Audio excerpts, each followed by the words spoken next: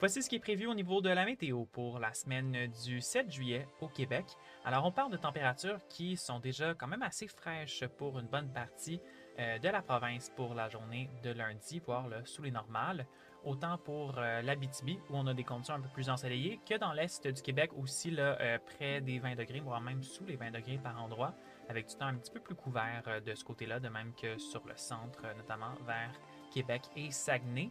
Sur le sud de la province, on a quand même un contraste assez marqué au niveau des températures. C'est en raison du passage d'un système qui donc va maintenir les températures plus chaudes au sud de celui-ci. C'est ce qu'on voit en rouge, voire en orangé. Les températures plus chaudes que la normale pour le nord-est des États-Unis et l'extrême sud du Québec, tandis que la très grande majorité de la province, qu'on voit en bleu, voire en vert, c'est des températures plus fraîches que la normale pour un 7 juillet.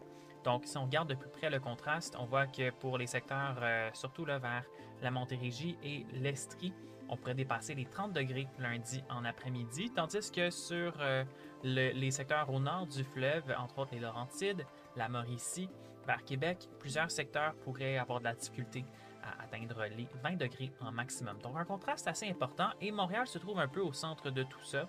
Donc, un petit peu plus d'incertitude par rapport au maximum exact qui va être prévu, mais ça risque d'avoisiner les 25 degrés.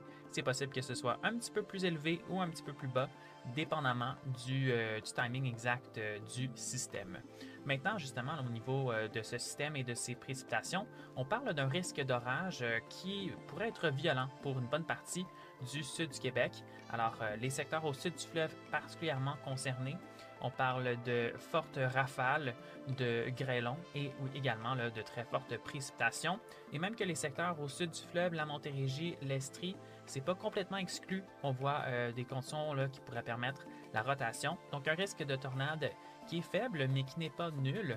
Et pour la vallée du Saint-Laurent, donc Montréal et Québec aussi, on pourrait voir des orages là, au cours de la journée de lundi. Mais encore une fois, c'est surtout les secteurs au sud du fleuve que ça s'annonce un petit peu plus intense.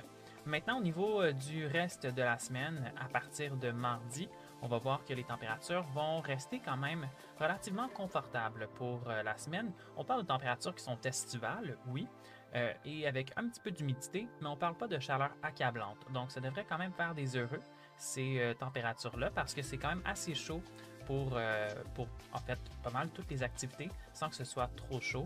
Donc quand même des conditions aussi qui sont somme toute intéressantes à partir de mardi et pour la journée de mercredi également. Mardi, on surveille la possibilité de voir un petit débordement de nuages sur l'extrême sud. Puis ensuite, mercredi, en général, le soleil aussi, qui devrait être relativement présent. À partir de jeudi, toutefois, l'instabilité commence à refaire son entrée sur la province et reste en place pour la journée de vendredi. Donc, les risques d'averses et d'orages qui vont encore une fois être à surveiller par la suite là, en deuxième moitié de semaine. Mais on ne parle pas de journées qui sont gâchées pour autant. Quand on regarde au niveau des heures d'ensoleillement, c'est sûr que mercredi serait la journée la plus favorable à ce niveau-là. Mais jeudi et vendredi, c'est pas non plus des journées qui sont complètement grises pour autant, même si on a un petit peu plus d'instabilité. On le voit ici donc au niveau des icônes, les journées de jeudi et vendredi, même samedi aussi, on pourrait avoir un peu d'instabilité qui s'accroche, mais les températures, somme toute, près des normales de saison pour ce temps-ci de l'année. C'est seulement la semaine suivante qu'on risque de retrouver des températures encore plus chaudes qui pourraient dépasser les 30 degrés par endroit dans le sud.